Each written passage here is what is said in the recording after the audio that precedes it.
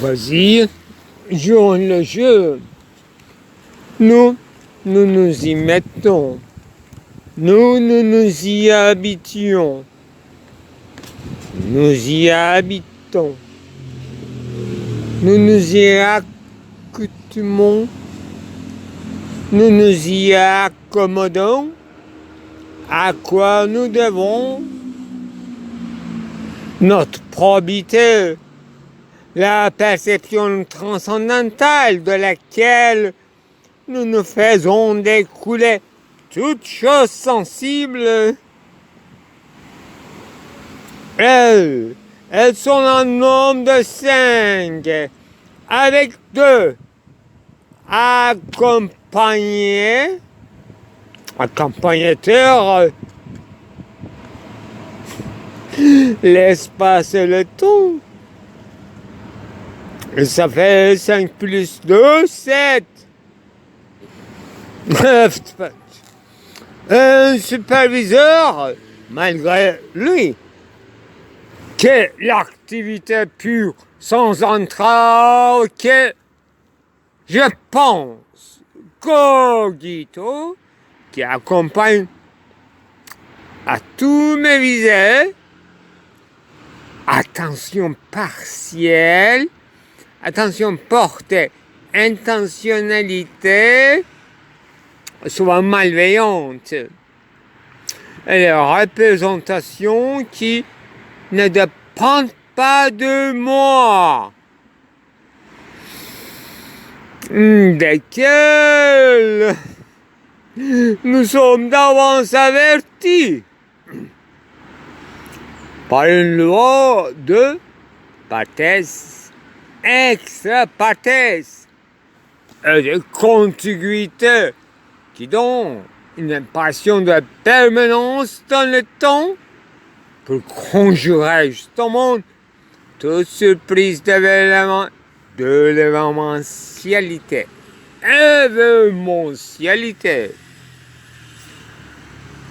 Et de tracer un seul solo d'immanence.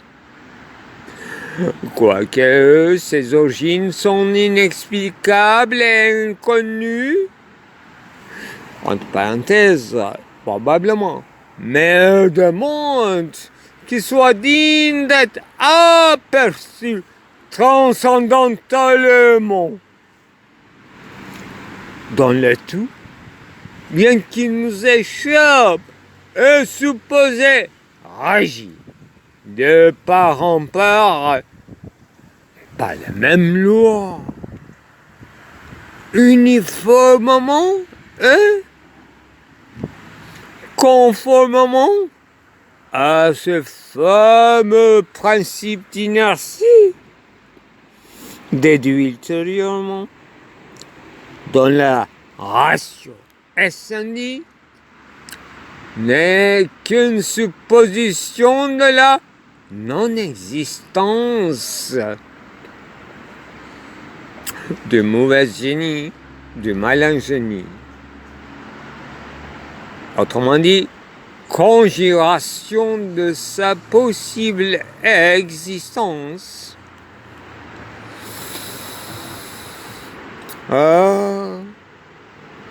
Malingénie qui réhabilite, exclusion de la malingénie qui réhabilite. Le plan seulement exquisé est jamais réalisable.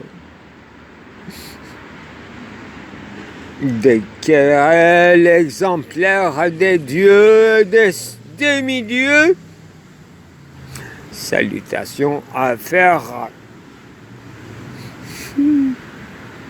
en heilig, ça ne sauve.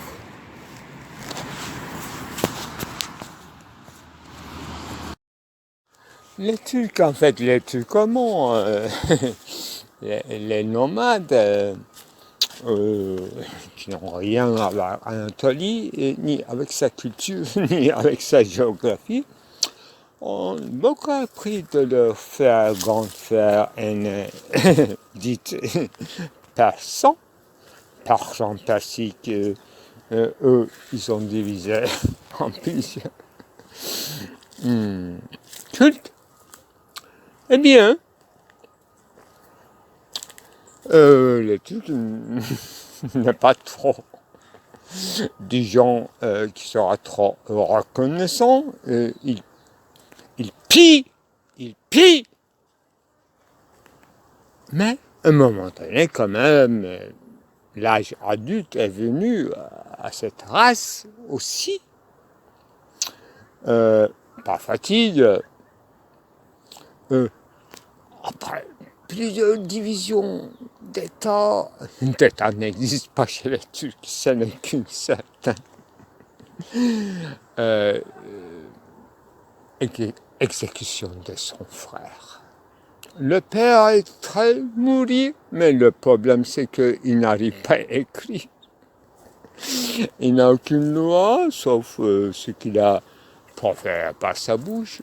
Donc les frères, ils s'enculent, ils s'entretuent, et deux États, c'est-à-dire deux frères et troisième frère, et ça fait une géométrie de autodissolution de l'Asie centrale. Eh bien, 17, c'est rien. Un mensonge total. Aucun indigène, turc, tatar, n'importe quoi, en Asie, ne peut pas quitter ces terres. Donc, les Turcs qui ont envahi progressivement la civilisation, c'est-à-dire l'Arménie, Mésopotamie, impossible d'y entrer sans être invité par Caire, Damascus, Bagdad, et Byzance affaibli pour des raisons métaphysiques que je saute ici. Ils ont entré, ça dure des siècles, mais comme on appelle en allemand, le mot fasciste le plus frappant du discours de recteur, voilà, totalement mal compris. C'est basé complètement une mécompréhension d'un concept kantien qui s'appelle Gesetz fastique, quelque chose comme ça, c'est-à-dire autolégislation, une entité qui s'autolégisle, qui donc ses propres lois à lui-même. Gesetz massique, tout simplement. Voilà, qui est justement au milieu de l'arbitraire des signes et de l'arbitraire de la volonté, de tout arbitre qui fait l'homme dans un extatique. Non pas statique, non pas stable, imprévisible, marchandable, vendable, achetable, horrible.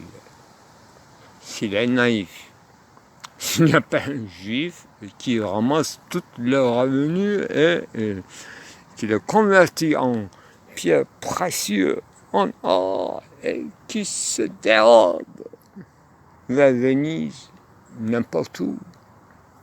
Voyez, le livre sacré, c'est pas un livre, ce n'est qu'un coffre blindé, sur lequel on peut s'amuser de faire des sacrifices de bélier ou de coq. Et les livres sont volés depuis longtemps. Donc, dans le coffre vide, comme les pyramides, là, il n'y a que quelques osmanes. Voilà, l'histoire en sa totalité, c'est dérober la richesse le plus volue de l'autre, dont dont il sera un peu imbécile. Et qu'on fait tout et qu'il reste dans cette imbécilité qui n'émancipe, sinon la guerre totale. Pour empêcher, les Juifs sont tellement bienveillants qu'ils ont inventé le capitalisme qui ne fait mal à personne parce que ça fait mal à tout le monde en même temps. Donc le soir sera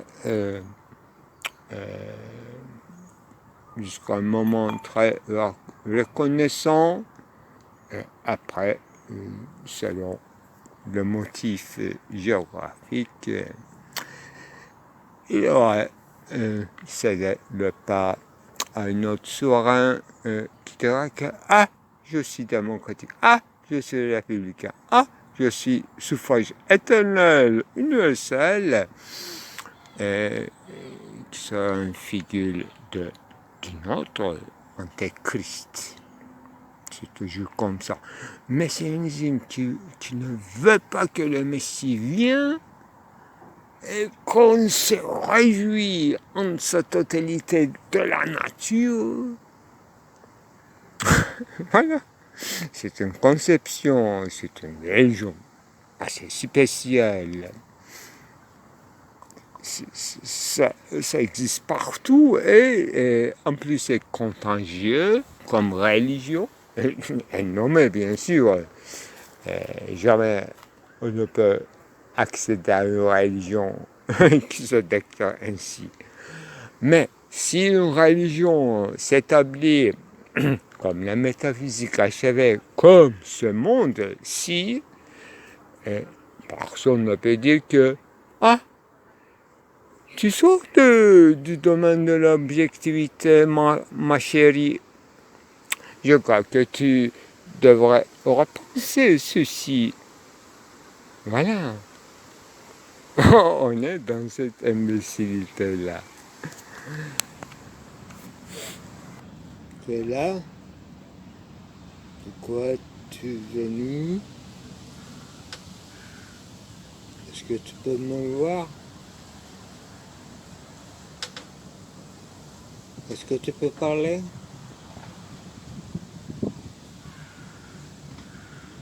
Tu me sens?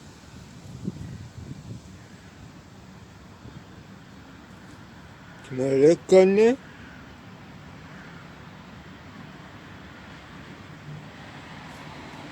Non. Tu étais là tout à l'heure.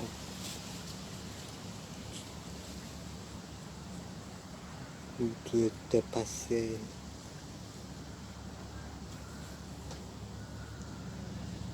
Je t'ai vu tout à l'heure.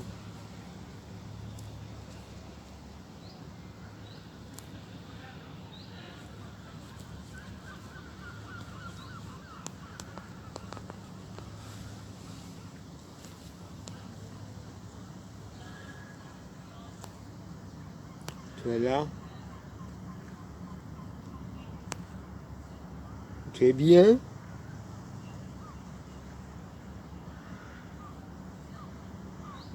Tu sens quoi? Tu peux penser au moins? Je sais que tu ne peux pas parler. En tout cas, tu ne peux pas répondre. Je te vois plus clairement. Est-ce que tu me vois? Est-ce que tu me reconnais en tout cas? Non?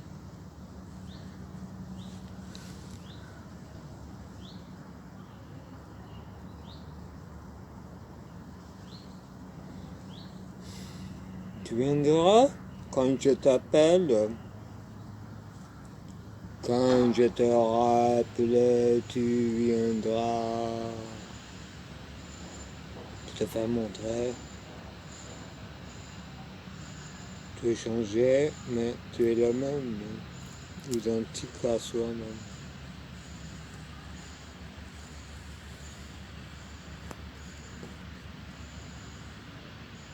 Tu es un bon endroit, à mon avis. Je sais que tu n'as pas besoin de moi, ni de la parole, ni des images d'ailleurs. Tu es au-delà des images, tu es dispersé. Tu te promènes dans un endroit où je crois que c'est ton cerveau. Tu es mort cérébralement, mais c'est là ta vie. Ta vie c'était là. C'est une encéphalographie que je te fais. Tu me reconnaîtras. C'est la première fois que tu es revenu. Merci. Ne t'inquiète pas. Je ne changerai pas le cours du monde, ni d'autres mondes. Tu serais là, tranquille. Tu es hors de ma portée en tout cas. Mon âme ne t'aime plus, ne peut t'atteindre. Mais je veux te retrouver quand je veux, puisque je te délocalise.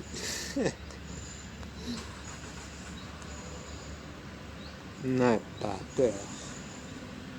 Je suis inoffensif encore plus que toi. Je suis un mort parmi les vivants.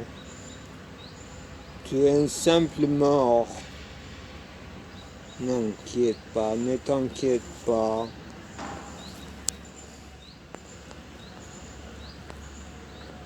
Ah! Alors, comment les appeler, comment l'appeler, comment les dépeindre, comment les décrire. Est-ce que ces questions sont justes en ce qui concerne la praxis dans laquelle je mue? Est-ce le nom ou des descriptions sont suffisantes? On peut toujours s'essayer. On rappelle, on fait appel à certains préceptes, par exemple bibliques, que j'avais déjà cité à l'occasion de Walter Benjamin, cette grande permission ou injonction de Dieu à l'homme, plutôt au fils d'Adam, d'appeler à chaque chose. La permission et l'injonction de donner des noms à tout ce qui existe dans le monde après la chute. D'abord les animaux, c'est avec le nom qu'ils commençaient à obéir à l'homme, seulement par leur dénomination initiale. Et Walter Benjamin aussi reprenait ce thème, et à peu près il disait qu'en fait il faut nommer chaque chose avec son nom propre, c'est-à-dire avec le nom qui lui sied. Mais ça prête à des confusions et à des mésententes. C'est pas si simple que cela, ni une simple répétition d'injonctions divines bibliques. Benjamin, à mon avis, visait un peu comme moi, je dirais, les choses qui n'ont pas encore de nom, et même les choses qui ne sont même pas des choses. Ce sont des sans nom à la lisière, je dirais, ineffable. Ce que Walter Benjamin reprend de cette injonction, c'est qu'il ne faut pas laisser ineffable en tant qu'ineffable. Il ne faut pas se taire comme l'autre injonction. Pragmatiste ou modeste ou sachant ses bornes ou invitant à se donner des bornes. Donc l'injonction Wittgenstein qui nous conseille de nous taire. Donc Benjamin, je suis du côté, entre deux, Benjamin Wittgenstein, mais je comprends l'intuition et l'euphorie de Benjamin d'abord de s'occuper, essayer de thématiser non thématisable, mais vu c'est-à-dire vu l'état des choses, là où on est arrivé, on ne peut pas se taire parce que ces choses-là, ils ne sont plus dans l'inertie et ils sont d'une certaine façon dans une activité. Ils ont déclenché, ils sont en marche et ils s'insinuent de toutes parts à notre vie. Et puis, comme moi, je prête une expression et je les appelle concours de circonstances atténuantes. C'est très juste.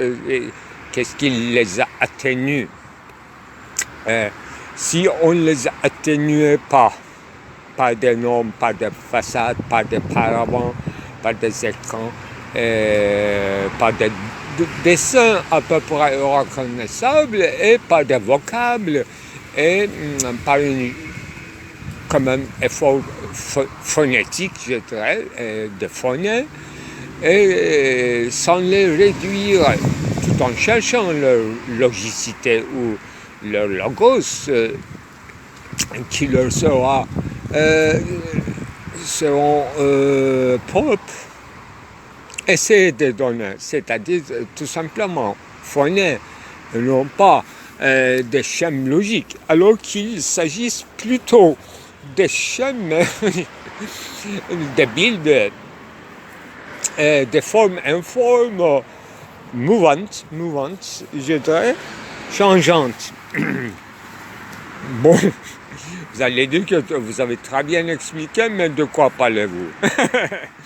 C'est justement ça, on ne sait pas de quoi nous parlons, mais nous en parlons jusqu'à l'épuisement.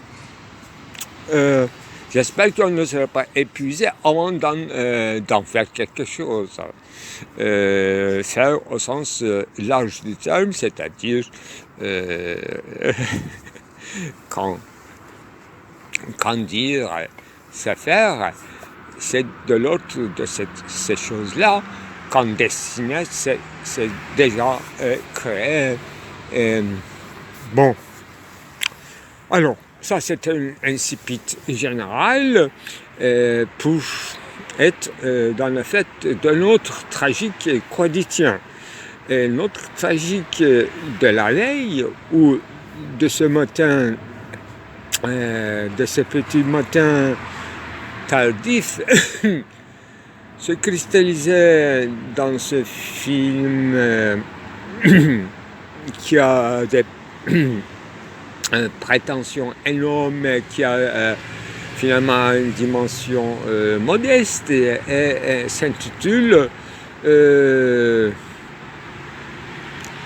que faut-il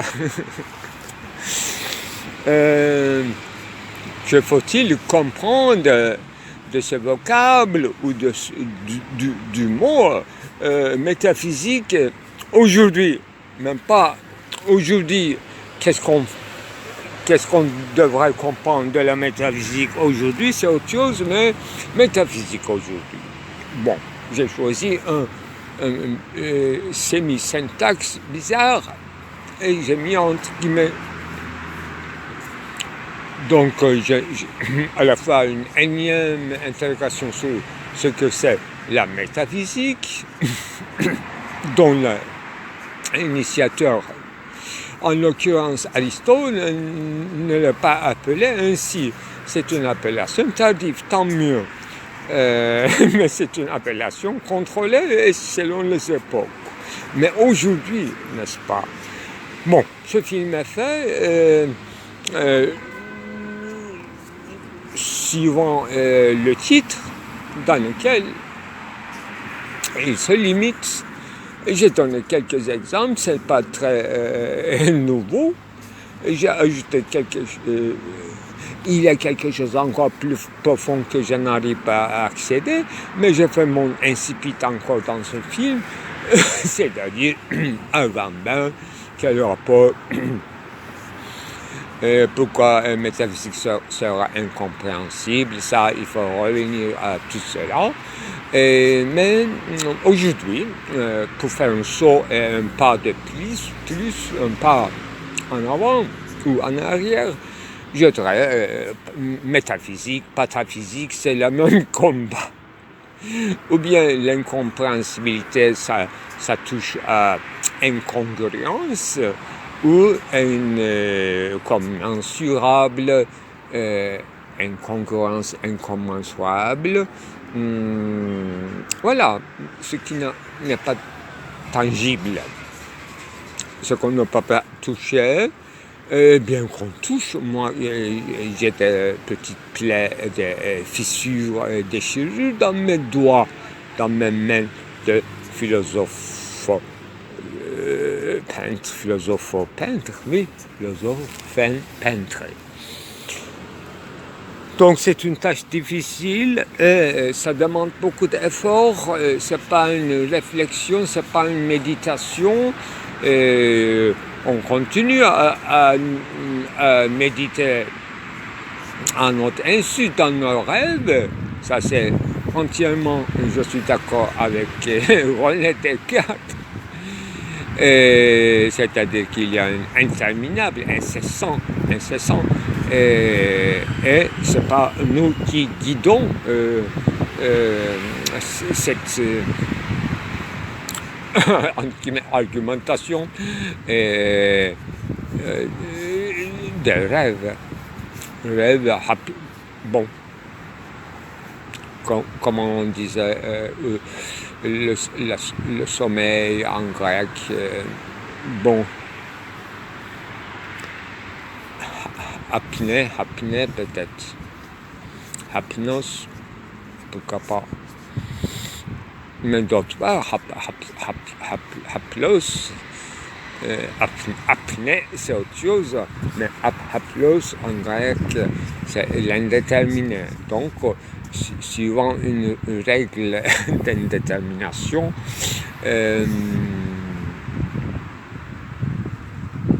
dans certaines séquences de nos rêves, nous pouvons faire des variations eidétiques, c'est parfait, mais on se réveille tôt. Et il reste une certaine trace, donc tout ne s'évapore pas. Donc, ça soit deuxième, un speed, introduction pour le gamin à quelque chose d'innommable qu'il faut nommer. Donc, le film en question n'est pas resté dans les limites de la philosophie, de la métaphysique, questionnement de l'être et de l'étant, et une certaine relève de la théologie par la métaphysique, grise ou blanche ou tout simplement la phénoménologie moderne en tant que relève de la théologie, selon, en fait, j'ai fait variation du titre célèbre de l'article de Jean-Luc Marion. Est-ce qu'on peut considérer la métaphysique ancien, cartésien et la phénoménologie moderne comme une sorte de relève de la théologie? Ça, c'est, j'ai tout compris depuis des années, mais on n'en sort pas. Et de cela qu'il s'agissait, mais pourquoi j'ai fait un saut vers la peinture? Et non pas à des définitions interminables en général de la peinture, mais de ce que je suis en train de peindre est comme un problème comme un problème qui se pose, qui s'impose à moi, et avec la toile, et je suis obligé de me négocier en termes politiques et géopolitiques avec une toile, tout simplement que j'ai comme premier acte de violence, je l'ai peint comme une couche première avec une peinture blanche que j'appellerais brachet. Brachet, les trous, les fissures, les crevasses. Mais je disais que la trace que j'ai héritée par cette toile, par ce tableau quand même, qui représentait une casque d'Alpacien. Donc, notre premier conquéreur, dans une seule journée, dans une seule bataille contre Diogène, et de toute la porte de l'Anatolie. Alpacien, c'est ça. C'est un peu... Bon, est-ce qu'on peut comparer avec quelqu'un d'autre? Non. Alors, dans cette peinture que j'ai quand même avancée, c'est le troisième jour consécutif de travail sur la toile, et ce matin, c'est complètement évolué. Mais après le film, j'ai eu le courage d'aller dans un certain sens, ou dans une polysémie, dans une ambiguïté ou dans une équivoque, mais les choses sont décidées dans des quadrificum, dans des bifurcations, et le tableau a été finalement possible.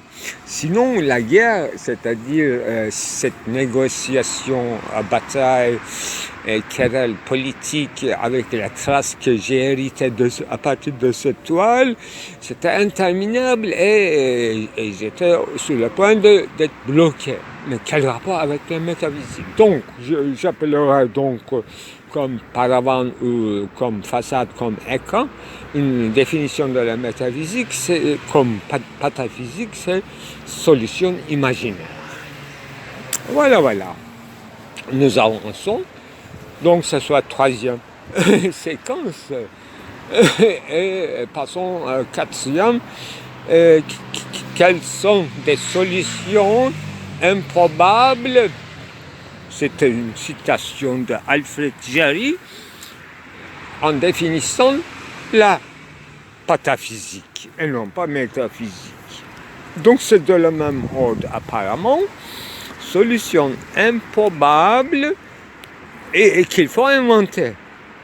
Donc j'ai beaucoup finalement travaillé en figurabilité et défigurabilité et dans la trace et dans l'effacement de traces, mais à force de travailler, j'ai quand même, comme vous voyez, non pas la veille, mais avant la veille, j'ai découvert grandes choses dans la trace, agrandi de la casque d'Alpaslan et que j'ai consacré au moins un dessin suivant et dans l'ordre et dans la logique, dans la logicité de mes recherches, de mes enquêtes, de mes investigations en peinture, c'est-à-dire un colon qui sera historique, qui sera sipiral, et qui va aller d'un certain écran ou du fœtus ou d'une urne ou bien d'un certain coffre noir, une caverne vers les cieux, comme un temple grec qui s'érigerait, qui se dresserait comme un colon, soit absent, soit double, soit un seul colon avec deux souverainetés en partage ou en négoce ou en querelle, en discussion même. Ça, j'ai choisi une scène de guerriers ou de souverains, de conquérants ou de la même souche, du même sang, etc. En bas de page, Alpasan est devenu le Han ou le roi, suivant son oncle Touroul Bey, je crois. J'ai vérifié ce matin. Mais le problème, c'est que d'où vient c'est la casque même, l'homme. L'apostrophe H, c'est un peu difficile à écrire, mais homme comme visière, comme casque de guerrier, une visière de chevalier, l'homme de chevalier, H-E-A-U-M-E,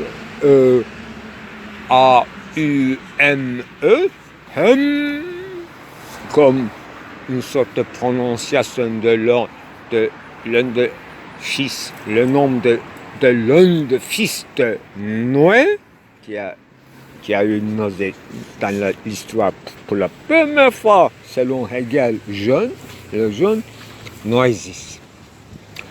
Donc, c'est apparemment le troisième fils rejeté, qui n'a pas pris au grand calion, au navire, au nef de Noé, l'arche. L'arche veut dire aussi l'écran, un coffre aussi, l'arche de loi des Juifs. On ne dit pas coffre de loi, on dit table, tige de loi, mais on dit généralement arche, l'arche. Et l'arche de Noé, on dit, c'est ça. Donc, il ne faut jamais oublier de quoi s'agit-il, l'origine et génésis de loi. On ne peut que contribuer dans cette indicible avec nos modiques réflexivités en peinture, en apportant notre corps en son entier.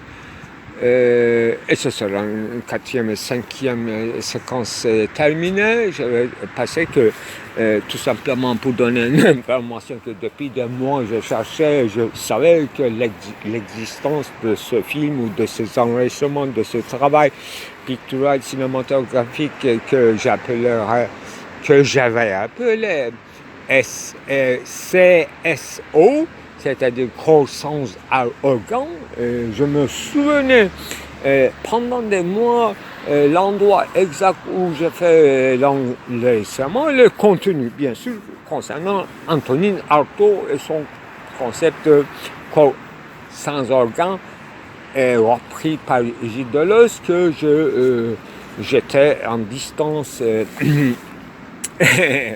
pas trop de proximité, j'ajouterai, avec ce concept de corps sans organes, et j'avais égaré l'enregistrement et le film ce matin. Enfin, depuis 2 semaines, j'avais trouvé, mais je n'ai pas eu le temps et le courage de le revoir. Ce matin, j'ai pris tout mon temps, j'ai regardé ce film qui dure incroyablement 2h30. et en privé, donc je n'ai pas ouvert au public. D'abord j'avais ouvert au public, c'est uniquement 4 personnes qui ont visionné, on ne sait pas qui est jusqu'à quelle minute, ils se sont supportés. Mais le problème, enfin non pas le problème, mais l'originalité de ce film, c'est que d'abord c'est l'un des premiers grands films qui date de 2016 ou début de 2017. Et donc je suis dans une activité de charge de cours et c'est une journée extraordinaire qui commence avec les petits enregistrements, grands enregistrements sous la pluie, pendant la pluie, avec une atmosphère aquatique, pluviale, intempérie, etc. Et pendant des heures d'enregistrement sonore et de raconter l'histoire de momies, ce dont j'ai compris de ce problème insoluble ou solution improbable de corps sans organe, qui ne sera pas psychotique, mais qui sera, à mon avis, c'est maintenant que j'ajoute, qui sera annexé ou supplé par un certain nombre de dispositifs au sens de Abivarbook, c'est-à-dire accessoires de l'œuvre, donc paragonal, ce qui nous accède à la vérité, mais en tant que tel, ils n'ont rien à voir avec la vérité. Donc c'est un moyen ou bien un chemin très détourné pour accéder à la vérité, et ça bifurque, ça bouche, ça bouge sur le bûcher, je dirais. Bûcher au sens de bûcher d'autophade, et ça bouche le branchement de la dialectique, ça boucle, ça verrouille l'histoire et ça ouvre tout de suite. À un moment insoupçonné, ça ouvre l'histoire à la fois personnelle, à la fois corporelle, à la fois condition humaine, à la fois justement civilisée, au sens de civilisation. Notre civilisation, ça, il déverrouille d'un seul coup. Donc c'est un film intéressant. En plus, tous ces enregistrements non officiels, accompagnés, encadrés, plutôt enregistrement non officiel, donc en liberté, école buissonnière, etc., encadre ou entoure un enregistrement officiel d'un cours de philosophie, presque en son entier. Là, c'était très instructif pour moi, comment un discours libre, indirect, s'amalgame ou s'ajuste, ou justement de manière improbable dans un événement insoluble, une solution inimaginée, et quelle douleur, quel effort, quel courage de partager ça avec un public dit apprenti, donc l'estudiantin, une masse estudiantine, et qui ne demande même pas de quoi il s'agit, et ils ont passivement subi à ce discours extrêmement profond, extrêmement ramassé, extrêmement dispersé, qui m'apprend de nouvelles choses aujourd'hui même, ce matin, en ce qui concerne ne serait-ce que le film de la veille, et en ce qui concerne tout mon lexique qui développait, travaillait en acte, en œuvrement pendant des mois.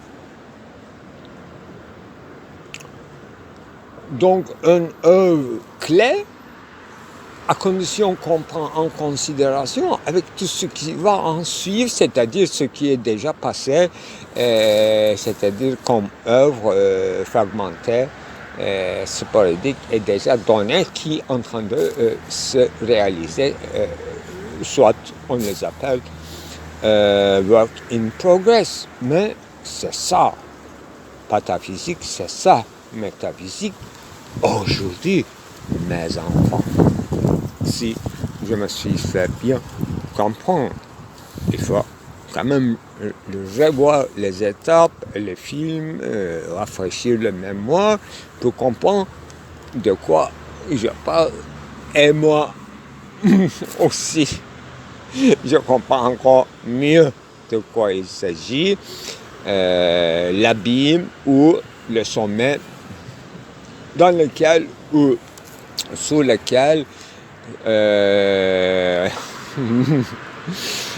nous rongeons, c'était un verbe qui passait dans le film, nous nous rongeons ou bien nous nous abîmons, ça c'est plus courant, nous nous consumons, c'est Guy d'abord, nous nous consumons, voilà, c'est l'épuisement. Et dans mes premières phrases, qu'est-ce que je disais? Jusqu'à l'épuisement. J'espère qu'on ne serait pas épuisé, mais on va puiser nos ressources de ce qui est déjà parsemé. Et à l'époque, il ne s'agissait pas de la peinture à 2016 ni à 2017. Mais il y a un abondant quand même partage d'expériences en photo de notre voyage en Indonésie, qui est marquant quand même. Et toute ornementation orientale, arabe, et ce matin aussi quand même, depuis quelques jours, je travaille sur le casque, et sur l'énigme de casque, et toute cette historiographie spectrale qui se trouve, ou bien je décalque comme une décalcomanie dans le méandre, dans le labyrinthe, les bas-reliefs de casque de Alpaslan que je suis en train de bousiller, déformer, retourner, renverser, et tout en étant infiniment reconnaissant et fidèle à ce qui est entamé et tracé et laissé comme trace. Je ne connais pas la véracité des figures s'ils sont reconstruits, imités ou imagés. Il est inimaginable quand même que le casque d'Alpaslan nous reste intact. Nous arrive, nous atteint intact, ça je ne crois pas. Mais Diogène, il faut penser le couple de Diogène Alpassant, de cet ode-là, et son rapport à son oncle et les autres, disons, dignitaires de grand état seltchoukite. Ça, je m'arrête là. Ça dépasse une tâche de la peinture. C'est difficilement on peut appeler l'homme métaphysique.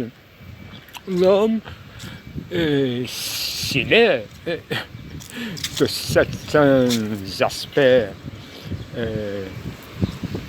métaphysiques ou a une tendance à dépasser les limites de son entendement, c'est rare. Donc l'homme est rarement métaphysicien.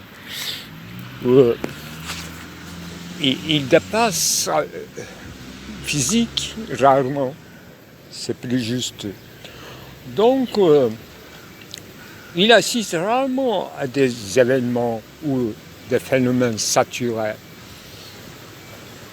dans lesquels il ne comprend rien plutôt, et s'il est là-dedans de ce phénomène saturé, lui, il s'investit autrement. C'est-à-dire qu'il n'a rien compris. Là où il y a une saturation, il a tendance à mésinterpréter. D'abord peur, crainte et éloignement. Ou s'il a un peu de culot héroïque, il doit se calmer et proposer des fausses explications, des raisonnements, ratiocination. Voilà. Mais après coup, des phénomènes saturés, effectivement, tout rénové ou détruit à fond, nettoyé, écrasé, balayé, l'inhibition ou refoulement accompagne à cette remise de force du souverain s'il s'agit d'une révolte. Mais des révoltes, il y a des révoltes sans objet qui, à première vue, semblent avoir un objet, une causalité, un pourquoi. Mais au bout d'une certaine, disons, escalade, enchaînement ou déchaînement des événements, on oublie ce pourquoi on était mobilisé.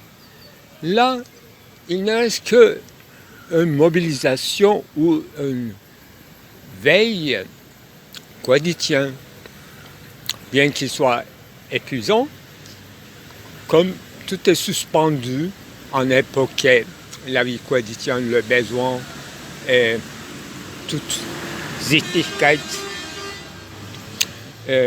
hypocrite suspendue, l'obligation de travail arrêtée, suspendue, la maison, les siens éloignés, suspendus également, et il n'y a que l'événement même, sans raison, pourvu que ça dure, parce que c'est son congé à la fois métaphysique, à la fois inespéré.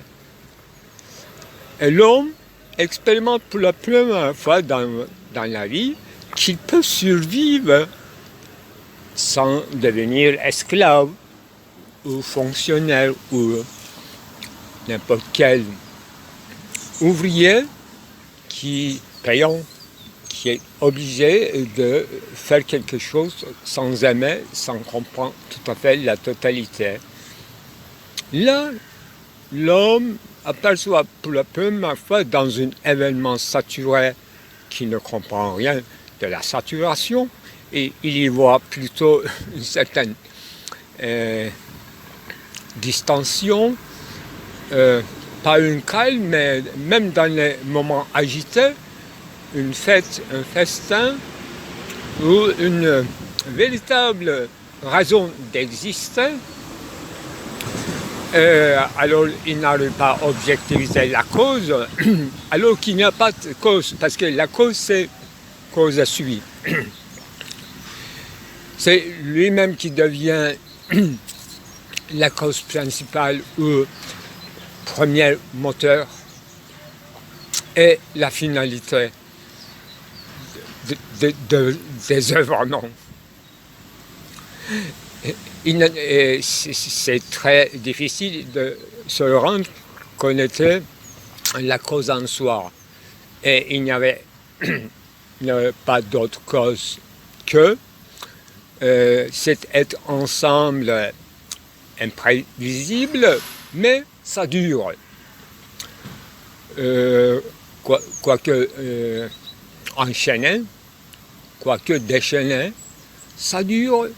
Et ça dure dans un rythme des jours, journées, c'est-à-dire la nature, les lois cosmologiques ne se suspendent pas, mais plutôt c'est à le rythme des jours et des nuits qu'on commence à vivre, et non pas selon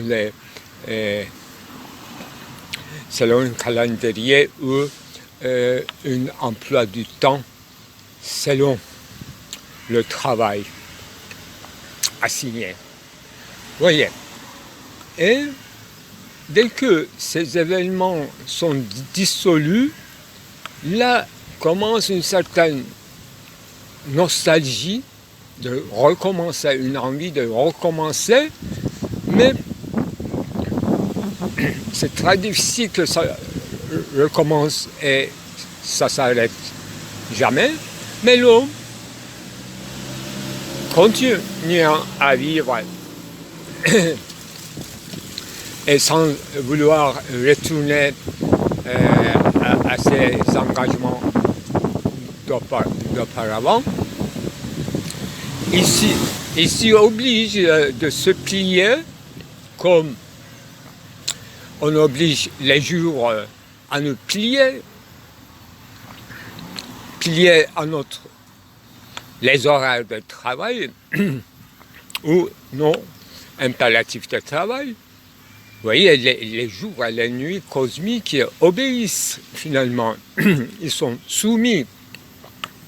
Donc, toute cosmos, toute la chair humaine est soumise au travail, plutôt à la temporalité du travail. Et une fois libéré, c'est-à-dire une fois que l'homme a senti qu'il peut se libérer, justement, et le cosmos et son corps et son âme, là, il aura toujours une nostalgie de ces événements. Et là, on peut dire que l'homme, véritablement, devient métaphysicien. Là, il a compris, finalement, une présence pleine, en harmonie, disons, et dans une polémos ou streit, dans un conflit dont la cause est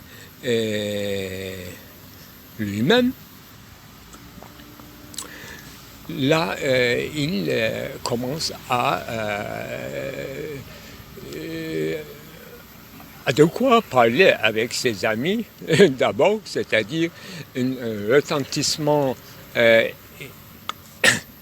indéfini qui va durer jusqu'à la fin de sa vie, et selon les expressions qui sera capable d'user et de s'exprimer, il va devenir sa seule tâche de loisir, au sens de rôle du travail, c'est-à-dire la pensée, skole, le temps libre, amitié, discussion libre, parler au sens très général du terme de la métaphysique. Voilà, les prémices de la métaphysique commencent dans mon récit. Ainsi, mais on peut effectivement, j'étais dans le 19e, 20e siècle, mais selon les autres forces de travail et de modes de production, on peut en faire des autres récits aussi, qui seraient en eidéticité, à mon avis, obéiraient le même schéma que je vous ai présenté. Si vous en formalisez, on peut en produire plein de récits singuliers et placés et dans les différents positionnements et des situations historiques, tout aura cette tendance de devenir un historique, c'est-à-dire dépasser le justement positionnement historial pour en devenir une ligne de fuite qui dépasse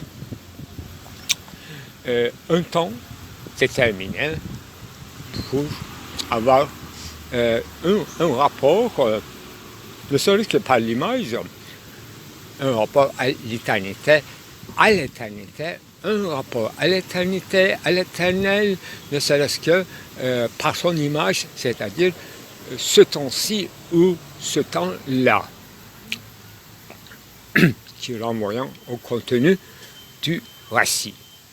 Parce que l'homme ne commence pas à parler tout de suite dans une formalité parfaite, et il a un contenu de son récit, et bien qu'il y ait un contenu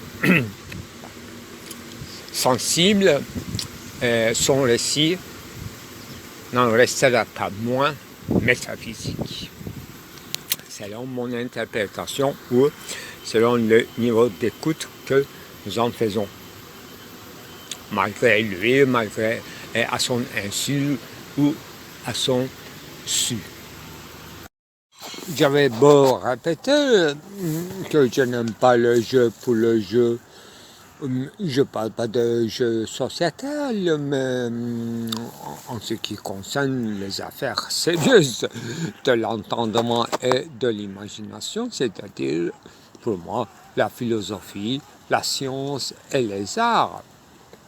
Eh bien, ce qui veut dire qu'il y a des règles de jeu, mais je ne recommencerai pas ce discours sur les jeux extended ou au sens restreint. Voilà. Eh bien, un silence s'impose. Le jeu, possibilité de jeu, reste là où tout enjeu est éliminé. Véritable espace de jeu s'ouvre.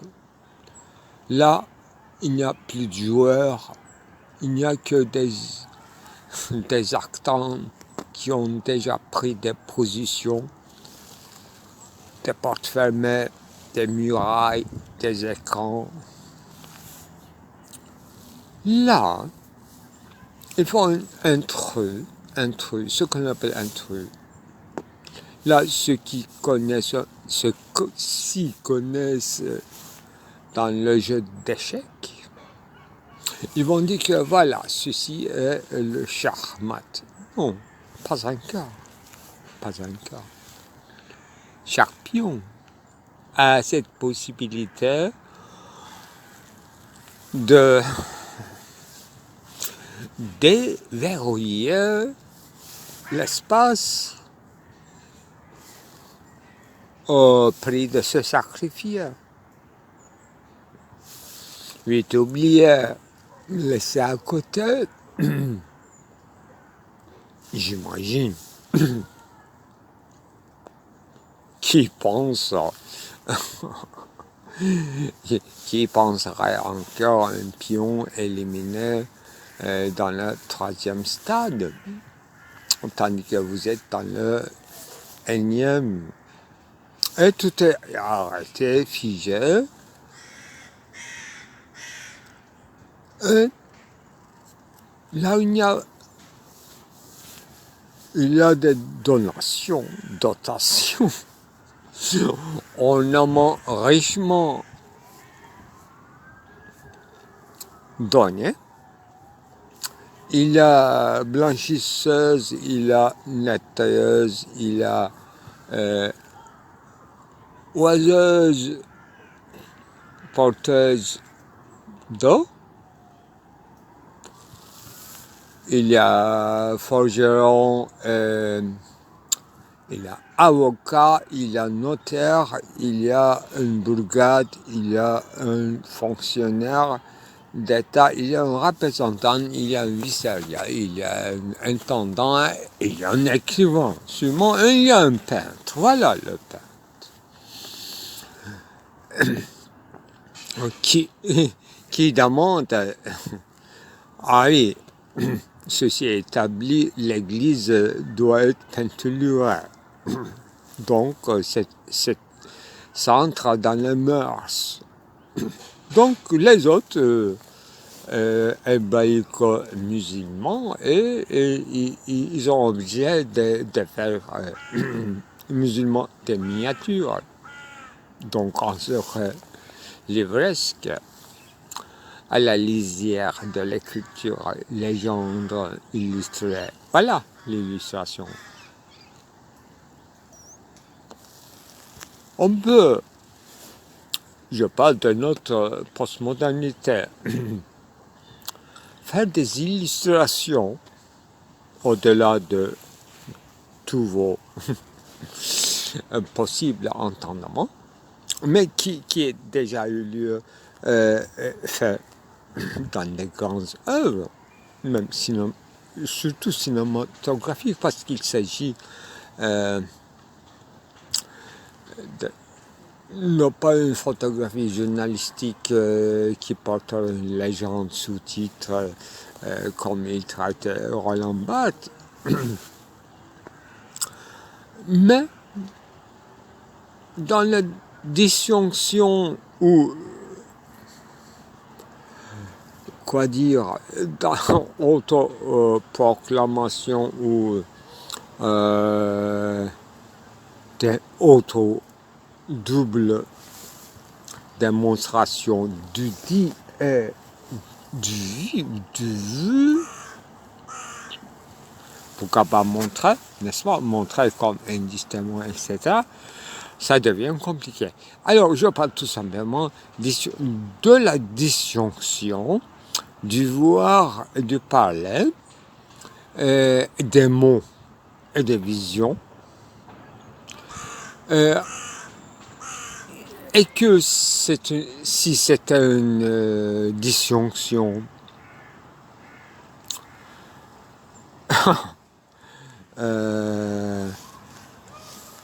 épiphénoménale, et s'il y aura une véritable mise à point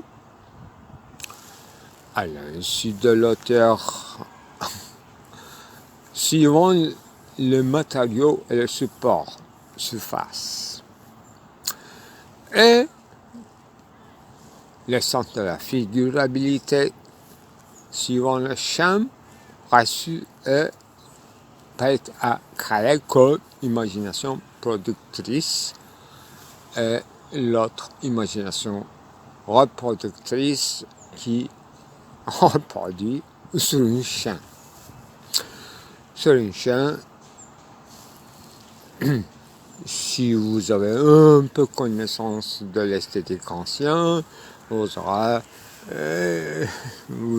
compris ce que je dis. La distinction fameuse de l'imagination reproductrice, donc docile, mercantile, commerçante, et imagination productrice qui est folie, démence, bagarre, contestation, proteste, utopique, atopique, etc. Voilà la disjonction dont il devrait être représenté quand même par un personnage qu'on devrait pouvoir toucher à la limite lui comme Christ peut toucher et guérir au moment inopportun, c'est-à-dire inattendu, et qu'on appelle miracle. Et lui-même, il ne croit pas au miracle. Et qu'il se présente pour dire qu'il faut, comment on dit, comme chez Artaud en fait, pour en finir avec le miracle, avec le jugement de Dieu, avec le jugement de mythologie grecque.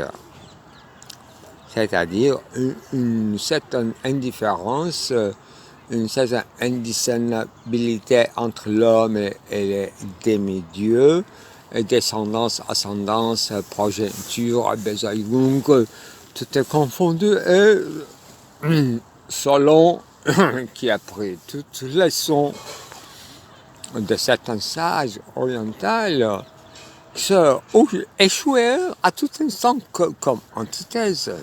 Donc, thèse serait code civil Solon. Après quelques millénaires, code Napoléon, la thèse, toute perversité après la Révolution. Et avant, juste avant, Louis XIV, le roi du soleil, le paradis sur la terre, Versailles, et toutes ces imitations en Suède et partout dans les royautés en Europe, et chez les Ottomans, là, les débris, époque de tulipes, qui se engloutit selon les différentes temporalités, dans les bains publics, hammam, dans les révoltes des militaires et dans les pénuries et faste. C'est-à-dire festivité, Venise, mort, masque mortuaire et permissivité dionysiaque, donc vengeance, compensation de pape Vatican, l'essence du christianisme est donc un boucle et bouclé, un cercle qui s'affirme et le juge en négation ne sera pendu, mais seront au point d'être pendus, d'être jugés eux-mêmes. Donc, une rue de fortune à l'aveuglette qu'on appelle la science politique, qui convient à tout peuple, qui sont sortis d'une fois en extase, d'une fois de leur machinale structure figée, schème, parfaite, qui leur assurait de rester dans la proximité animale, non pas oui, dans le voisinage, mais en tant qu'être existentiel dans la proximité animale. J'espère que vous avez compris. Il ne s'agit pas d'une certaine philanthropie animale. Ce n'est qu'un résultat. Donc notre époque, quelle époque, plusieurs époques, ferme les yeux au destin animal de l'homme, dans tous les sens de génitif, actif, passif, et sa mortalité, bien sûr, conçue comme un champ séparé de recherche d'un département de la science dite médicinaliste, longévité assurée ou amélioration ou encore plus augmentation. tout ne sachant rien de ce qui est l'homme, et n'arrivant pas à se décider de sa spécificité,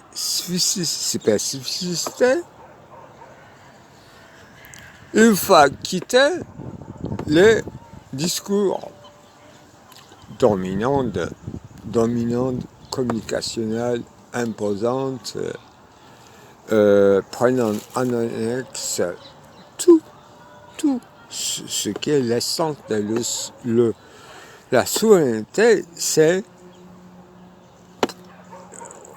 dans le modèle impérial, mais dans toute souveraineté, c'est accepter la multiplicité à condition qu'il obéit et qu'il s'absue suivant le concept du pouvoir établi, c'est-à-dire dynastie, ou bien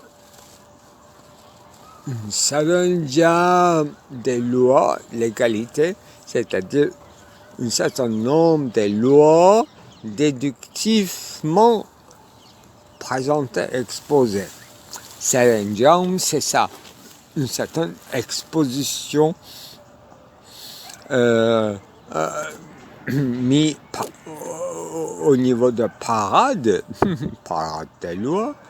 Oui, c'est leur manifestation en parade telles qu'ils sont manifestées.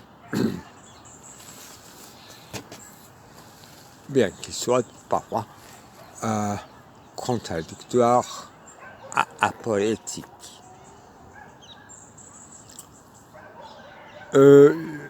La seule propriété d'une loi, écrite ou proclamée par l'homme, c'est qu'elle soit manifeste par définition.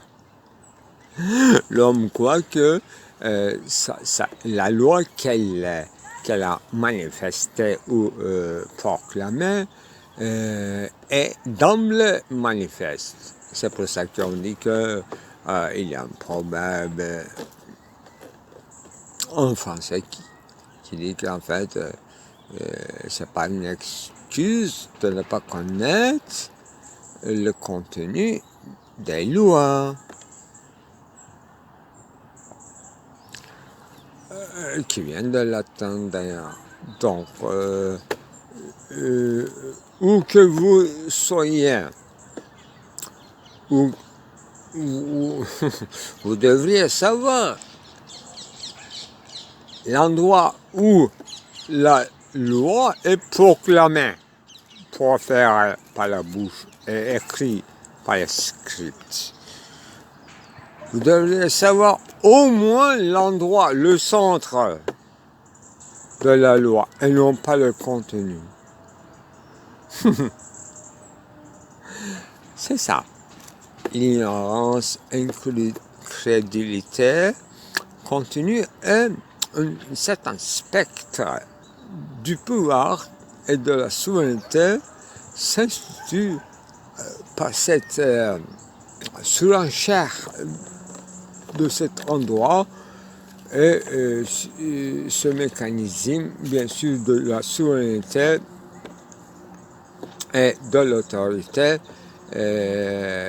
comme mécanisme, comme schème, se répète curieusement dans l'autoproclamation de l'instance d'auteur, du cinéaste, écrivain, du poète, du peintre, de la peintresse, de princesse, princesse d'un jour, princesse d'une nuit, et de la toute théâtralité qui fait que nous sommes des êtres sans essence dans une parodie dans laquelle nous vivons et nous y croyons à peine. Et le pire, nous voulons y croire. C'est pour ça que nous tombons amoureux et nous sommes malheureux. C'est ça, dernier mot, toujours le titre. doctrine indépassable du nihilisme, toujours en acte dans nos histoires respectives.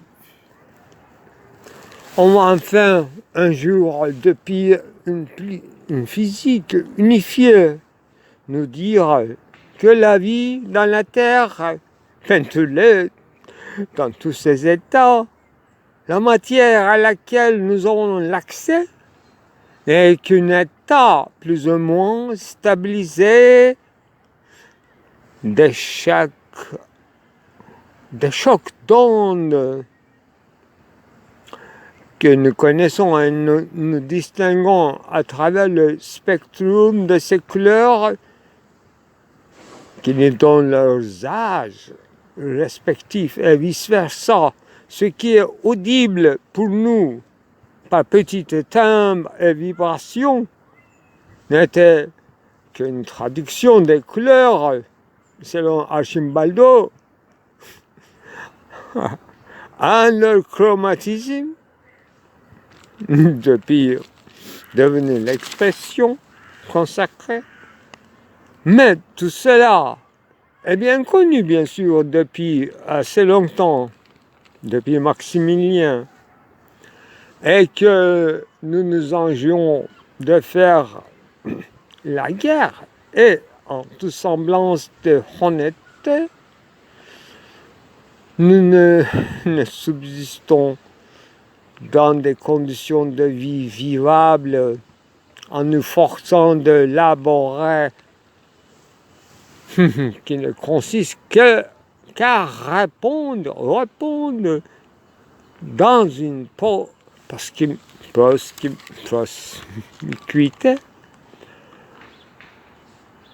écœurant, promiscuité écœurant au désir lui-même emprunté chez des autres, proches ou lointains d'autrui. Ceci, sans échappatoire haute qui ironisait du fond un comble, et le statut et le célèbre architecture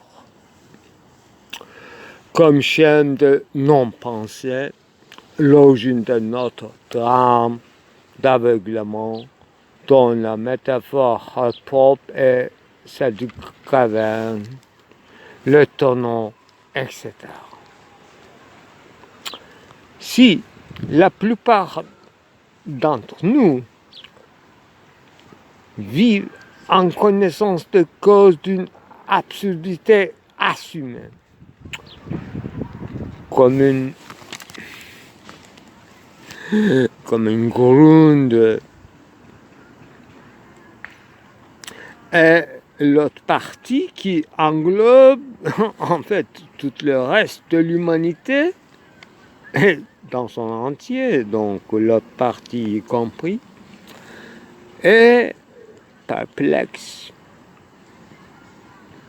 Et même n'y croyant à nul autre chose, cet homme continue à s'intemporer dans le nihil encore échangeable, à la merci d'une fourberie toujours légale, autosouverain et respectueux de toujours déjà ayant été là, servilement docile aussi en temps de paix qu'à la guerre, à la galère. Et ceci se rachète, en fait, d'autoconsommation impensée, mais en acte, d'une communauté de morts et de semblables qui, in extremis, cherchent à se secourir l'un à l'autre tombeau d'amitié, sarcophage, culture de sauvegarde, culture de sauve qui peut, l'art dont la révolution et la carrière est accomplie. Et le bien matériel richement décoré prend sa place dans la ruine d'un savoir absolu dans les musées de la vengeance de compensation. Les doctrines philosophiques, l'œuvre d'art sacré et l'ethnologie par l'inculte scientificité